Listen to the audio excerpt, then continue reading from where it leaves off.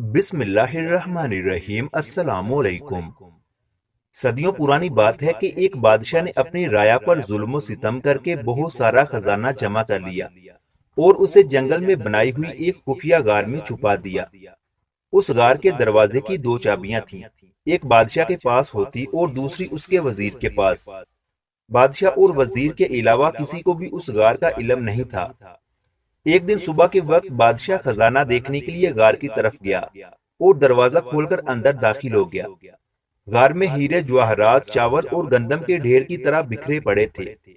بادشاہ اس خزانے کو دیکھ کر بہت خوش ہوا، لیکن بدقسمتی سے اندر آتے وقت وہ غار کا دروازہ بند کرنا بھول گیا۔ عین اسی وقت وزیر کا گزر اس غار کی طرف سے ہوا اور جب اس نے خزانے کا دروازہ کھلا دیکھا تو حیران رہ گیا۔ وہ سمجھا کہ غلطی سے دروازہ کھلا رہ گیا ہے۔ اسی خیال کے تحت اس نے دروازہ باہر سے بند کر دیا اور محل پہنچ کر یہ بات بھول گیا۔ جب بادشاہ ہیرے اور جواہرات کا معائنہ کرنے سے فارغ ہوا تو واپسی کا سوچا، لیکن جب وہ دروازے کی طرف پہنچا تو دیکھا کہ دروازہ بند تھا۔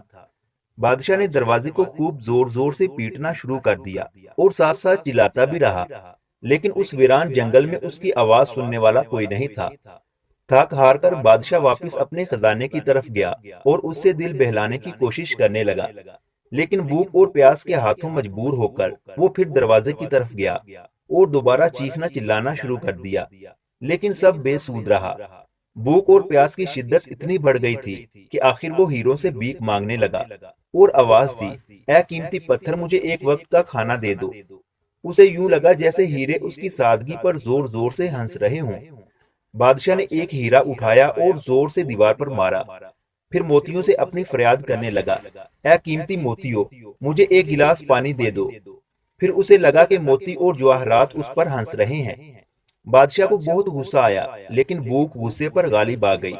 آخر بھوک کی شدت اتنی بڑھ گئی کہ وہ نڈال ہونے لگا۔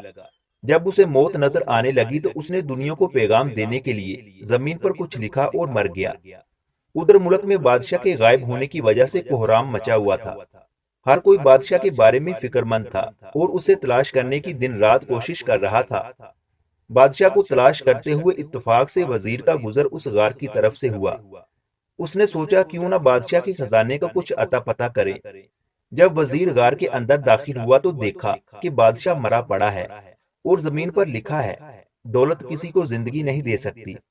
وزیر بادشاہ کی لکھی ہوئی تحریر پڑھ کر سکتے میں آ گیا، کیونکہ وہ بادشاہ کا تجربہ محسوس کر چکا تھا۔ اس نے تہیہ کیا کہ آئندہ زندگی میں وہ دولت کی بجائے انسانوں سے پیار کرے گا اور کسی کو تکلیف نہیں دے گا۔ اس کہانی سے آپ نے کیا سیکھا؟ اپنی رائے کا اظہار کومنٹس میں لازمی کریں، اور مزید اس طرح کی دلچسپ اور سبق آموز کہانیوں کے لیے ہمارے یوٹیوب چینل علمی روم کو سبسکرائب لازمی کریں۔ ملتے ہیں اگلی ویڈیو میں۔